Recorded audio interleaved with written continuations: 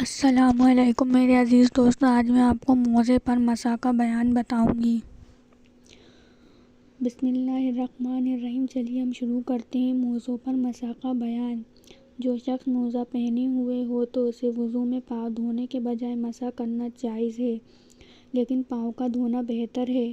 اس کا مطلب یہ نہیں کہ مسح کو جائز ہونے میں کوئی شک کرے۔ موزے پر مسح کو جائز ہونے کے بارے میں بہت حدیثیں ہیں۔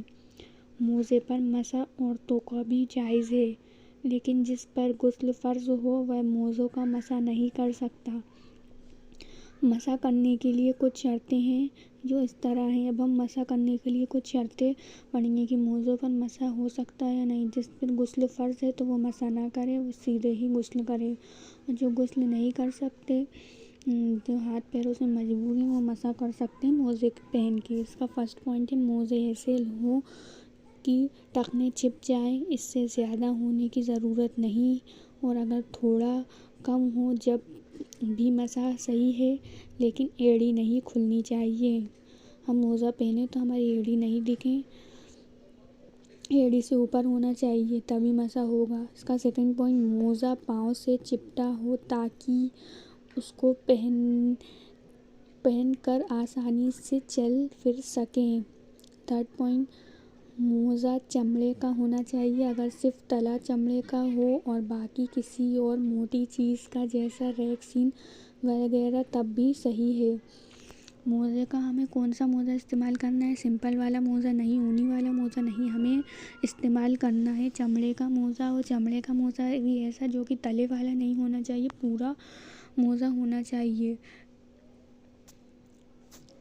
موزوں پر مسح کے مسائل۔ اب ہم کچھ مسائل پڑھیں گے۔ جو شخص موزہ پہنے ہوئے ہو اسے وضو میں پاؤں دھونے کے بجائے مسح کرنا جائز ہے، لیکن پاؤں کا دھونا بہتر ہے۔ اس کا مطلب یہ نہیں کہ مسح کو جائز ہونے میں کوئی شک کرے۔ موزے پر مسح کے جائز ہونے کے بارے میں بہت حدیثیں ہیں۔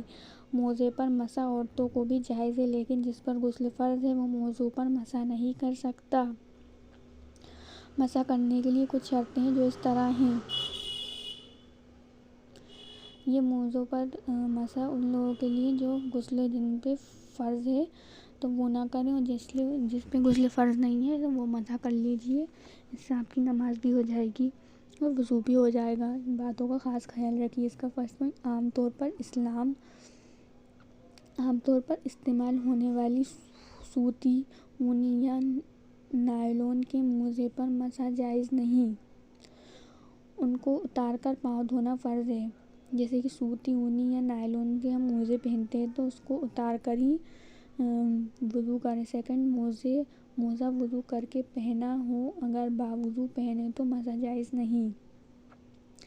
تھرڈ پوائنٹ، جس پر غسل فرض ہو اور اس کے لیے تیمم کیا اور وضو کر کے موزہ پہنا تو مسح کر سکتا ہے۔ اگر جب جنابت کا تیمم جاتا رہا تو اب مسح جائز نہیں۔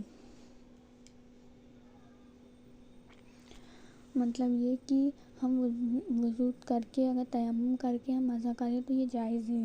فورتھ پوائنٹ، موزوں پر مسح کرنے کی مدت، مطلب ڈیوریشن، کب تک کی ہے مسح کرنے کی۔ مقیم رہنے والوں کے لیے 1 دن اور 1 رات اور مسافر کے لیے 3 دن اور 3 رات ہیں۔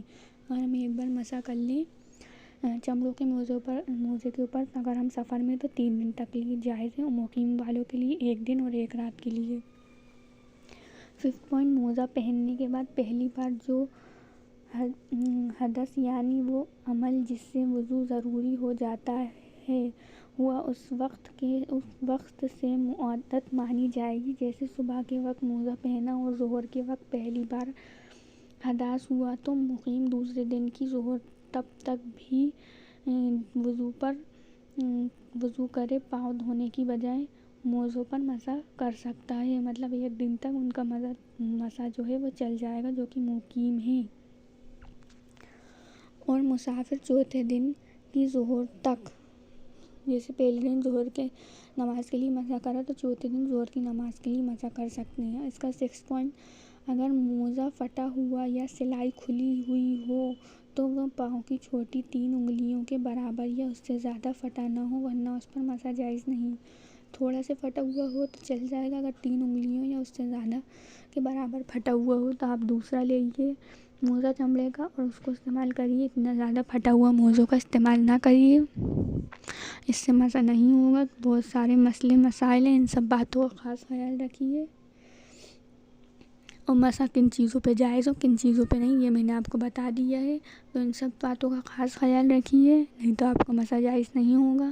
اگر آپ کو میری ویڈیو پسند آئے تو پلیز میرے چینل کو ضرور سبسکرائب کریے اور بیل آئیکن کا بٹن دبانا مت بھولیے۔ میری ویڈیو کو زیادہ سے زیادہ لائک کریے، شیئر کریے اور کمنٹ کر کے بتائیے کہ آپ کو میری ویڈیو کیسی لگی۔ ملتے ہیں اگلی ویڈیو میں۔ ویڈیو دیکھنے کا بہت بہت شکریہ۔